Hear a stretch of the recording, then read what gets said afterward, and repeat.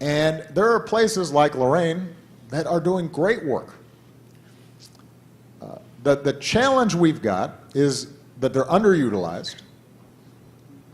Oftentimes, we're not linking what community colleges are doing with high schools on the one hand, and four-year universities and businesses on the other.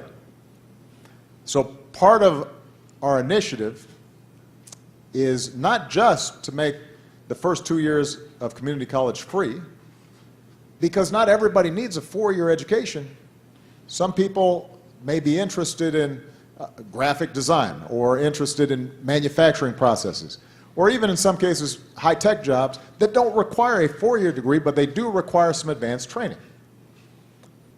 And if they can get that first 2 years free without debt, plugged into a business, they've saved money, they don't have all those student loans to pay, they can work for a time, learn more in their career, then maybe they go back and decide to get a higher degree.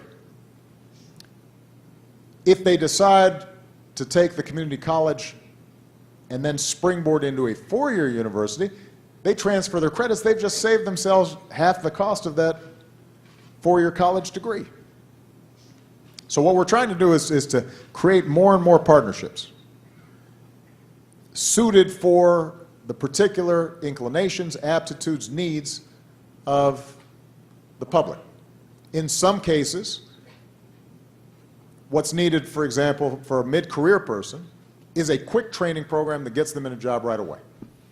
So increasingly what we're doing is working with community colleges to reach out to the businesses in their community where there are job openings and have the business help design the training program.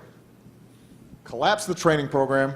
A mid-career person who needs a job right away, maybe a single mom or a guy who's been laid off and now needs to get back in the workforce, they don't have the luxury necessarily of 2 years of study. Get them into something where 6, 8, 10 weeks of training, and right now, if you complete this successfully, we know there's going to be a job for you because the business helped design the program. If you are a high school student who is interested in doing something that doesn't necessarily require a four-year degree, we're getting community colleges to link up with the high school ahead of time. The high school student can then start getting credit, get a hands-on experience, in some cases with businesses who are partnering with the community college.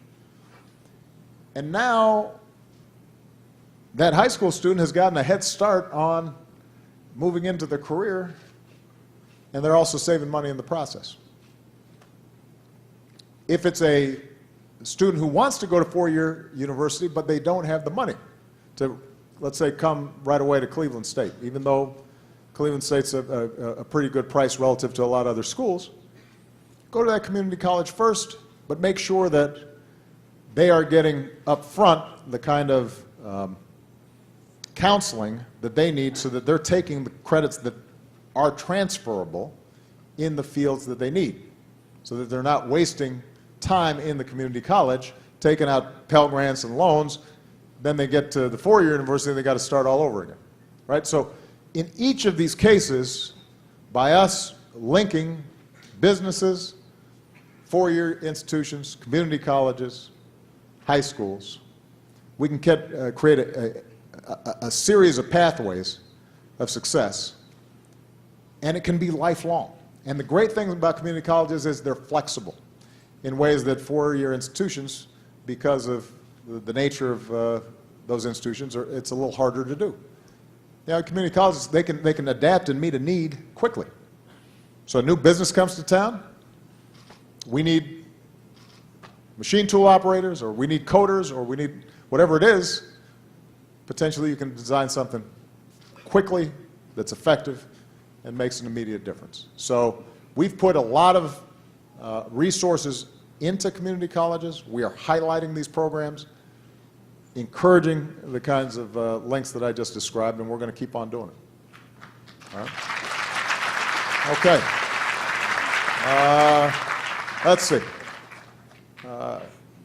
Right there. Go ahead. She was very excited to ask me a question. My name's Helen Sheehan, and welcome to Cleveland. We love this city, hardworking city and hardworking county, so thank you for coming. I have a two-part question. First, who's in your bracket? I wasn't that creative. I think Kentucky's going to take it, but you know, I haven't won since my first year in office. Clearly, I'm not spending as much time watching college basketball as I once did. So I wouldn't necessarily take my take my bracket and copy it. Although I suspect I'm not the only person picking Kentucky. No, I have to. That's what I think. Second part of my question is, since you've been in office, what has surprised you the most? That's an interesting question. What surprised me the most?